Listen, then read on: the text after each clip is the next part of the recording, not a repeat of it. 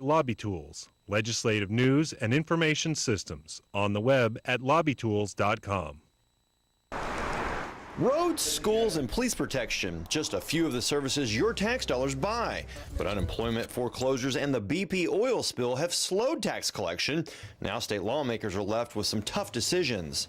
There's going to be some tough choices to make as far as reforms of certain services that are being done right now. The target is on state employees and Medicaid. There's a push by Republican leaders to privatize parts of the entitlement program that eats up 1 in every 3.5 tax dollars.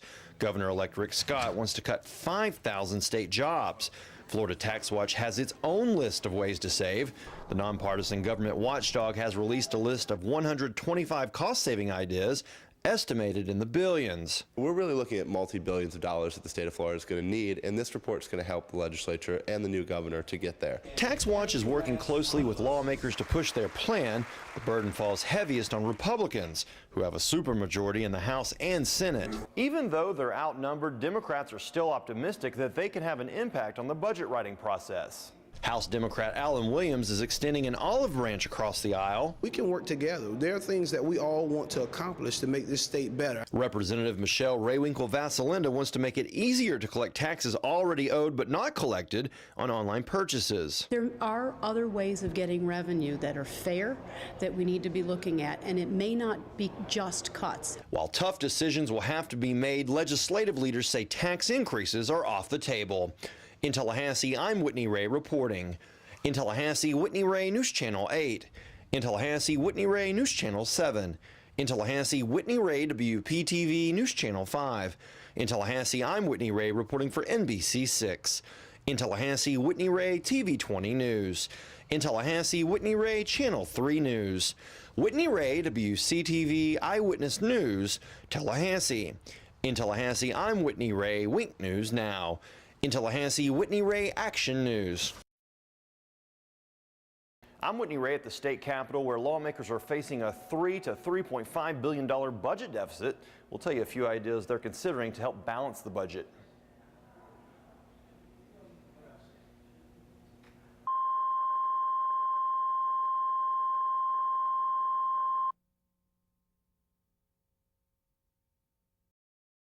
State workers need to be stood up for. They are hardworking, dedicated, and they got us out of the BP oil crisis. They were on the job 7 days a week, 24 hours a day, some of them.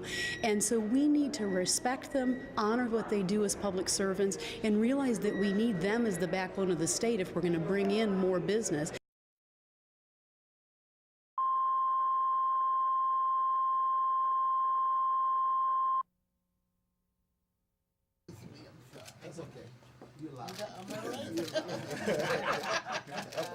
Upper chamber. A little tight back there, isn't it? Yeah. No, thank you. Don't be silly. And their action is demonstrated and will be reflected here in the greatest.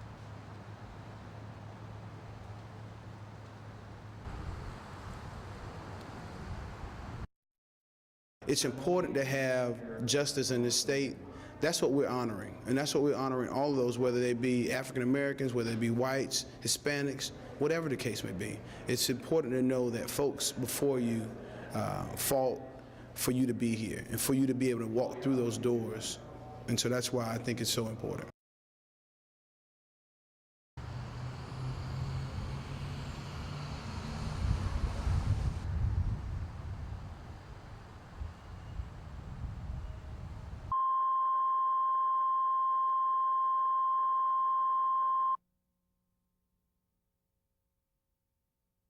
Tough work you guys have ahead.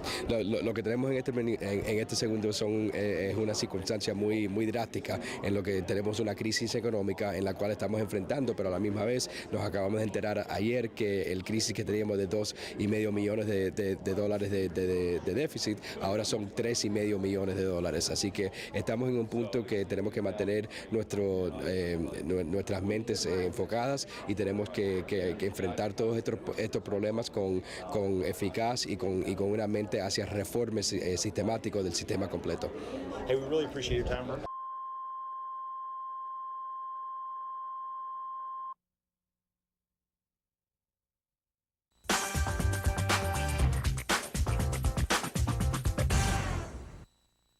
Lobby Tools, legislative news and information systems, on the web at lobbytools.com.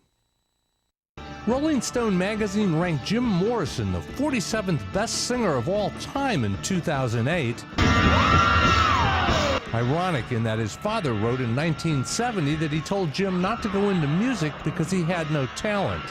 Morrison was arrested and convicted in Miami in 1969 of indecent exposure and open profanity, both misdemeanors. Now grab your friend and love it.